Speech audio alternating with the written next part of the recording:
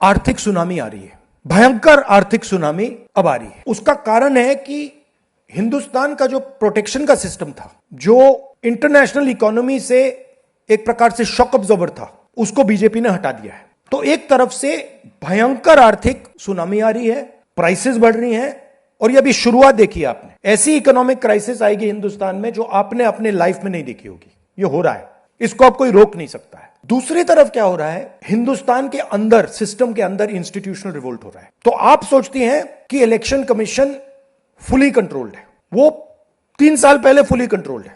Chief election commissioner के messages मेरे पास आ रहे हैं, head of intelligence system, senior judiciary, सारों के सारे रिवोल्ट कर रहे हैं, इंफॉर्मेशन दे रहे हैं हमें।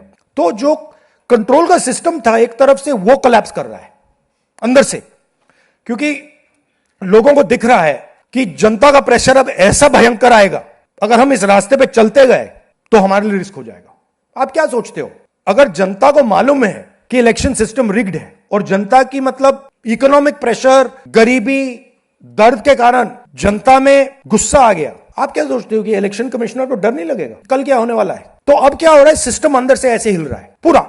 और मैं आपको ये बता दूं कि मेरे पास इंफॉर्मेशन आ रही है, सिस्टम मुझे इंफॉर्मेशन दे रहा है, मोदी जी के बारे में, शाह जी के बारे में, उनके बेटों के बारे में, मिनिस्टर्स के बारे में, अजीत डोवल के बारे में पूरा इंफॉर्मेशन है, धड़ाधड़ धड़ाधड़ धड़ाधड़ हमारे सिस्टम से आ रहा है। अब यह हो सकता है कि जनता के प्रेशर को यह सप्रेस करने की कोशिश करें, इमरजेंसी जैसी चीज कर दें, हो सकता है। बट अब हम दूसरी स्टेज में जा रहे हैं। पहले हम फुल कंट्रोल स्टेज में थे, अब ये आउट ऑफ कंट्रोल जा रहा है इनके। मैं मोदी जी के पास जाता हूं, जब मीटिंग में जाता हूं, मैं आपको बताऊं, मेरे पास मोदी जी के पर इतना इंफॉर्मेशन है, मोदी जी जानते हैं, मैं भी जानता हूं।